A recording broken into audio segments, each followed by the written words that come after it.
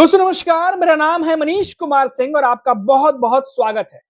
दोस्तों लगातार हम खबरें दिखा रहे हैं कि महाराष्ट्र में किस तरीके से महायुति सरकार की सिरदर्दी भयंकर तरीके से इस समय बढ़ी हुई है। एक के बाद एक आंदोलन हो रहे हैं और हो नहीं रहे तो कुछ आंदोलन की धमकियां जरूर मिल रही हैं, चुनौतियां जरूर मिल रही हैं फडणवीस सरकार को। और आपको बता दें कि इसी कड़ी में एक कड़ी और जुड़ गया है। यूबीटी पक्ष उद्धव ठाकरे की शिवसेना एक बड़ा आंदोलन पूरे महाराष्ट्र में करने जा रही है। आखिर इस आंदोलन के पीछे कारण क्या है? क्यों जरूरत पड़ी उद्धव ठाकरे की शिवसेना को एक बड़ा आंदोलन करने की, वो भी पूरे महाराष्ट्र में? सब कुछ आपको इस वीडियो में बताने जा रहा हूं। दोस्तों, महाराष्ट्र की जो शिवसेना है, यूबीटी पक्ष सरकार के खिलाफ राज्यव्यापी आंदोलन शुरू करने जा रही है। यह आंदोलन जन सुरक्षा कानून को रद्द करने की मांग को लेकर किया जाएगा। इस आंदोलन के तहत मुंबई में शिवाजी पार्क स्थित छत्रपति शिवाजी महाराज प्रतिमा के पास प्रदर्शन किया जाएगा। आपको बता दें कि इस आंदोलन में उद्धव ठाकरे की शिवसेना से कई वरिष्ठ नेता पदाधिकारी भी यहां शामिल होंगे, जिनमें आदित्य ठाकरे, उद्धव ठाकरे, सचिन अहिर, भास्कर जाधव और सुनील प्रभु सहित सभी नेता शामिल होंगे। आपको बता दें कि उद्धव ठाकरे की नेतृत्व वाली शिवसेना सरकार के खिलाफ जिला स्तर पर आंदोलन करने जा रही है। इस आंदोलन के तहत शिवसेना की मांग है कि जन सुरक्षा कानून को रद्द किया जाए। इस आंदोलन में पार्टी के कई वरिष्ठ नेता शामिल होंगे, जिसमें उद्धव ठाकरे से लेकर सचिन अहिर जैसे कई नेता शामिल होंगे। जानकारी के अनुसार यह आंदोलन मुंबई के शिवाजी पार्क स्थित छत्रपति शिवाजी महाराज प्रतिमा के पास किया जाएगा। दरअसल महाराष्ट्र में जब यह विधेयक पास हुआ था तो इस विधेयक का यूबीटी जो शिवसेना उन्होंने जमकर विरोध किया था। आखिर क्यों विरोध किया था और क्या है ये जन सुरक्षा कानून जिसको लेकर के उद्धव ठाकरे की शिवसेना प्रदर्शन करने जा रही है? आपको याद होगा दोस्तों, पहले भी हमने आपको 4 पीएम पे वो रिपोर्ट दिखाई थी जिसमें फडणवीस सरकार ने, महायुति सरकार ने एक बिल पास किया था और इस बिल के तहत कई सारे नियम पास किए गए थे जिसका विरोध उद्धव ठाकरे की शिवसेना, शरद पवार की एनसीपी ने किया था। इसके बावजूद वो बिल पास हो गया। अब सीएम देवेंद्र फडणवीस का कहना था कि यह विधेयक नक्सलवाद और शहरी माओवादी को रोकने के लिए लाया गया है। सीएम का कहना है कि गढ़चिरौली और कोंकण जैसे इलाकों में वामपंथी उग्रवाद कानून व्यवस्था के लिए खतरा है। उन्होंने कहा कि शहरी नक्सलियों से निपटने के लिए इस तरह का कानून जरूरी है। वहीं दूसरी तरफ शिवसेना प्रमुख उद्धव ठाकरे का कहना है कि इस विधेयक में शहरी नक्सल और वामपंथी जैसे शब्दों का इस्तेमाल राजनीतिक विरोधियों, छात्र संगठनों, किसान आंदोलनों और नागरिक अधिकार समूहों को निशाना बनाने के लिए हो सकता है। फिर से सुनिए दोस्तों, फडणवीस जो है महाराष्ट्र के सीएम, वो कहते हैं कि गढ़चिरौली और कोंकण जैसे इलाकों में वामपंथी उग्रवाद कानून व्यवस्था के लिए खतरा है और कहा कि शहरी नक्सली से निपटने के लिए इस तरह कानून जरूरी है। शहरी नक्सली। अब शिवसेना के जो प्रमुख है उद्धव ठाकरे, उनका कहना है कि शहरी नक्सल, वामपंथी जैसे शब्दों का इस्तेमाल राजनीतिक विरोधियों, छात्र संगठनों, किसान आंदोलनों और नागरिक अधिकार समूहों को निशाना बनाने के लिए हो सकता है। साथ ही उन्होंने कहा कि इस विधेयक में नक्सलवाद या आतंकवाद का जिक्र तक नहीं, इसमें उग्रवाद विचारधारा की बात है, खासकर लेफ्ट विचारधारा पर जोर दिया गया है। अब ये तमाम बातें जो है वो कह रहे हैं उद्धव ठाकरे।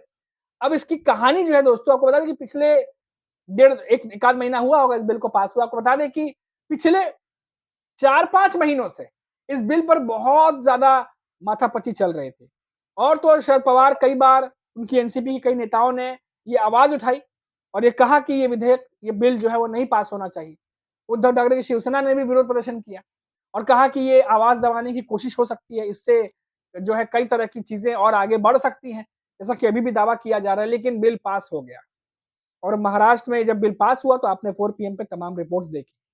अब उद्धव ठाकरे की शिवसेना ने कमर कस लिया है कि भले ही बिल पास हो गया हो, लेकिन हम इसका विरोध करेंगे जब तक ये वापस नहीं लिया जाता। और अब राज्यव्यापी यानी महाराष्ट्र के अलग अलग जगहों में और मुंबई में आपको हमने बताया ही, छत्रपति शिवाजी महाराज की जो मूर्ति है उसके सामने शिवाजी पार्क में, वहां पर यह प्रदर्शन होगा जहां पर उद्धव ठाकरे की शिवसेना के तमाम बड़े नेता शामिल होंगे। अब महाराष्ट्र की सियासत फिर से गरमाने के आसार पूरे पूरे नजर आ रहे हैं, क्योंकि मुंबई जो महाराष्ट्र की राजधानी भी है और देश की आर्थिक राजधानी कही जाती है दोस्तों, मुंबई में एक के बाद एक आंदोलन हो रहे हैं। हमने लगातार आपको दिखाया कि महाराष्ट्र में किस तरीके से विधानसभा चुनाव के बाद सुगबुगाहट एकदम शांत हो गई थी। लेकिन फिर मनोज जरांगे पाटिल मुंबई आते हैं, समर्थकों के साथ आंदोलन करते हैं, अनशन पर चले जाते हैं, बॉम्बे हाई कोर्ट का दखल होता है, फडणवीस सरकार की एंट्री होती है, कानून व्यवस्था फिर आती है बीच में, पुलिस आती है बीच में और फिर तमाम चीजों को दुरुस्त किया जाता है और फिर उनकी मांगों को मान करके उनका अनशन तोड़वाया जाता है। जैसे ही अनशन टूटता है, खबर आती है कि 8 में से 6 मांगे मान ली गई। उसके बाद ओबीसी समुदाय के नेता गरमा जाते हैं। छगन भुजबल के तेवर गर्म है, तेवर एकदम चढ़े हुए हैं उनके। आजकल सुनने में आता है कैबिनेट से भी बीच में निकल जाते हैं आजकल। और अलग लेवल की जो राजनीति है वो महाराष्ट्र में चल रही है। उसी इन सब के बीच में लगातार जब परिस्थिति बनी हुई है आंदोलन की, तब इन सब के बीच में खबर आती है कि हिंदू जो मजदूर सभा है, उनकी तरफ से भी पूरी वीडियो हमने खबर बनाई हुई है, उनकी तरफ से भी फडणवीस सरकार को चुनौती दी जाती है, धमकी दी जाती है कि अगर वो जो कार्य करने के जो घंटे हैं जिसको फडणवीस सरकार ने पास कर दिया है उनकी कैबिनेट में, भाई 9 घंटे की जगह 10 घंटे काम करना होगा, दुकानों पर 10 घंटे की जगह 12 घंटे काम करना होगा।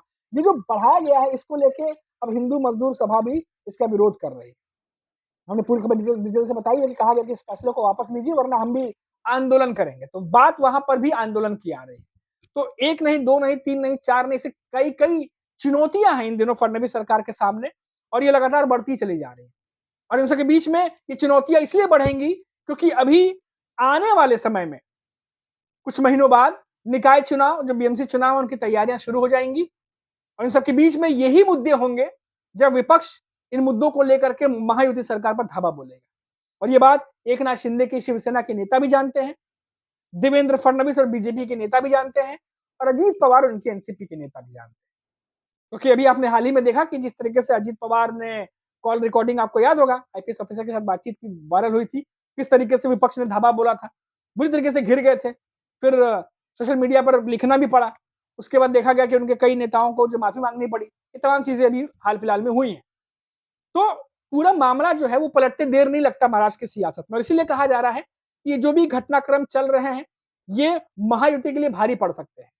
चाहे वो मराठा रिजर्वेशन का आंदोलन हो, चाहे ओबीसी समुदाय द्वारा जो चेतावनी दी गई है वो हो, चाहे हिंदू जो मजदूर सभा है उनकी तरफ से चेतावनी दी गई हो, या फिर जो उद्धव ठाकरे की शिवसेना की तरफ से जो बड़ा आंदोलन अब शुरू किया जा रहा है, इसमें तमाम बड़े नेता शामिल होंगे, चाहे वो। अब देखना होगा कि इन चुनौतियों से फडणवीस सरकार कैसे निपटती है। फिलहाल महाराष्ट्र से बड़ी अपडेट थी, हमने आप तक पहुंचा दी, लेकिन आप 4 PM महाराष्ट्र देखते रहिए क्योंकि कोई भी बड़ी अपडेट आएगी तो आपको इस चैनल पर उसकी नोटिफिकेशन मिल जाएगी। नए हैं तो चैनल को सब्सक्राइब कर लीजिएगा। अभी के लिए इतना ही। आप देखते रहिए 4 PM महाराष्ट्र और मुझे इजाजत दीजिए। नमस्कार।